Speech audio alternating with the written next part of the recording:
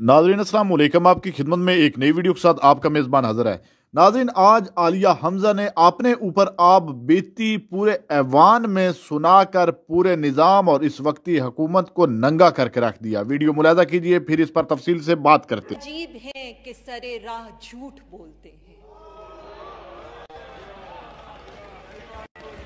Speaker साहब इतने बड़े प्रोफेसर और यहाँ आकर ने आज ये इजलास अवाम के पैसों पर बुलाया था। पहले तो इनसे इसका जवाब ले,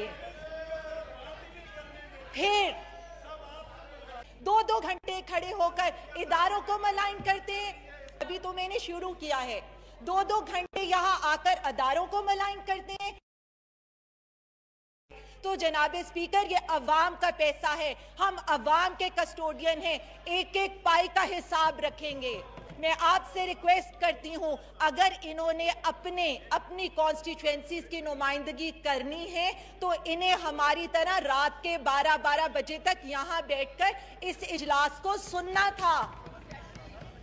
बजट स्पीच के 86 आपने खुद बताया, इतनी लंबी बजट स्पीच आज तक नहीं हुई। उसके बाद आज इस इजलास को बुलाने का मकसद, हमें दूर दूर से बुलाने का मकसद क्या सिर्फ इतना था कि भीख मांगी जाए?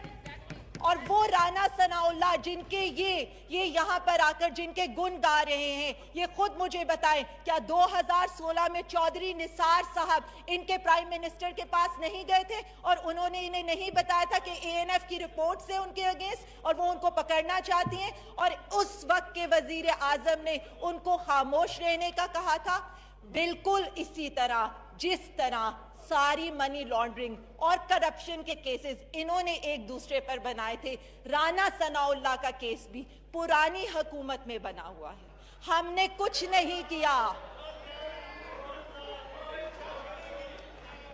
फिर ये कहते हैं इस्टेब्लिशमेंट से ठंडी हवाएं आ रही हैं, तो जी जरूर आएंगी। इसलिए आएंगी कि हम डॉन लीग्स नहीं करते, हम डॉन लीग्स 1 और डॉन लीग्स 2 नहीं करते, हम जजेस की वीडियोस नहीं बनाते और इस तरह उनको प्रेशराइज नहीं करते। हम माफिया नहीं हैं, हम अवाम के लिए आए हैं। अब मुझे ये बता दें कि आज और उस जमाने में डॉलर की प्राइस में कितना फर्क था। आज और उस जमाने में जो टैक्स के ऊपर परसेंटेज है, भाई सुन लेना जी, सुन ले, मैं आपको तो नहीं कह रही, मैं तो चेयर को एड्रेस कर रही हूँ।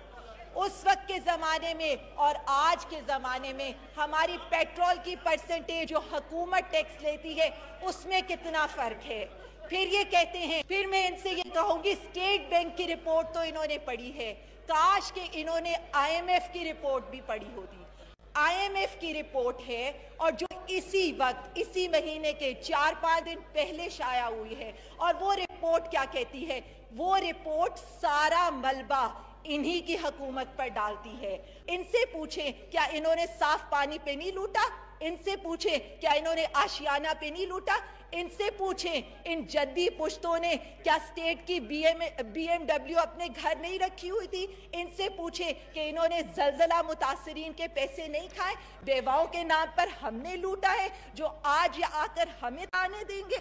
मुझे तो सिर्फ इतना बता दे, इनके कैंप ऑफिसेज, इनके सीएम ऑफिसेज, इनके अपने घर, सब इन्होंने कैंप ऑफिस डिक्लेयर किए हुए थे।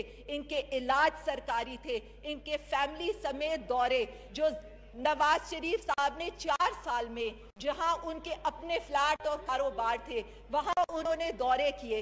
कितने दौरे किए? 22 दौरे किए जो अवाम के खर्च पर किए, और वहां पर उन्होंने 3 करोड़ का टिप दिया, वहां पर उन्होंने 6 करोड़ के तोहफे दिए। वो किसका पैसा था? इनकी जेबों का पैसा नहीं था, इस अवाम का पैसा था, और हमें उसका दर्द है। फिर जरदारी साहब के ऊपर 5 साल दौर में जहां दुबई का उनका अकामा था, 58 निजी दौरे किए। 58 में से जो 48 थे दौरे वो उनके निजी दौरे थे।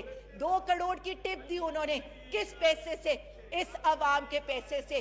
5 करोड़ के तोहफे दिए, किस पैसे से? इस अवाम के पैसे से। वो ये कहती है कि आपका जो पब्लिक डेट था that has risen to alarming level of 75% of GDP. काश कि ये इस बात को समझ सकते कि जो इनका पब्लिक डेट था वो 75% जीडीपी पर पहुंच चुका था।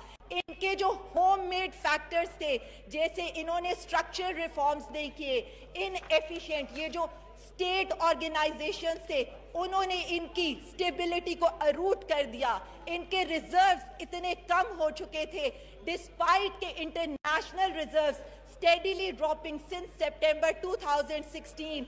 इनका जो gross revenue था that stood at 1.7 month of import cover in May end. और मेरे ख्याल में इन्हें वो 7 सफ़े ज़रूर पढ़ने चाहिए जो चार्ट शीट है इनकी हुकूमत के खिलाफ, और उसमें ये साफ लिखा हुआ है कि खान साहब अपनी पूरी एफर्ट करे इस इकोनॉमी को स्टेबलाइज करने के लिए। उसमें ये भी लिखा हुआ है कि how PMLN mismanaged the energy sector by delaying tariff increase which ultimately ballooned circular debt। जो 1500 का सर्कुलर डेट ये छोड़ के गए थे, जो हमें ब्लेम करते हैं गैस और इलेक्ट्रिसिटी की प्राइसेस इंक्रीज करने पे। फिर मैं इनको ये भी बता दूं कि यहाँ पर ये बात करते हैं तो महंगाई के फिगर्स भी मैं इनको बता दूं। फिगर्स पे बात, फैक्ट्स पे बात, जब नाना भुट्टो का दौर था 36% इन्फ्लेशन थी, जब जरदारी साहब का दौर था उस वक्त 27% इन्फ्लेशन थी, PMLN के अपने दौर में 9.9% इन्फ्लेशन थी। नाज़रीन आपने वीडियो मुलाज़ा फरमाई है। नाज़रीन मुसलसल देख लें 3-4 साल से इस मुल्क में क्या हबाम मचा हुआ है, जो कुछ हो रहा है और जितना जबरी जुल्म और फास्तियत इस मुल्क में अभी चल रही है, एक दंगल फसाद मचा हुआ है। शायद इससे पहले भी सियासत तो इस मुल्क में होती आई है, लेकिन मुझे नहीं लगता कि आपने इस तरह की सियासत जिंदगी में पहले भी कभी देखी हो कि घरों से लोगों को उठा लिया जाता है, इज्जतों को पामाल किया जाता है, सब कुछ पूरे निज़ाम को उधेड़ फुदेड़ के इन लोगों ने रख दिया है। लेकिन उस सब के बावजूद भी ये ताने तनकीद हर वक्त तंज़िया वार PTI पर करते हैं। लेकिन नाज़रीन आपने ये वीडियो मुलाहिज़ा फरमाई है, आलिया हमजा ने पूरे निज़ाम को लपेट के रख दिया और सब कुछ उन्होंने हकीकत पर मबनी और वाज़े कर दिया। इस वीडियो को देखने के बाद आपकी इस वीडियो के बारे में क्या राय है, कमेंट सेक्शन में कीमती राय दीजिए और अगली वीडियो तक आपने मेज़बान को दीजिए इजाज़त। अल्लाह हाफिज़।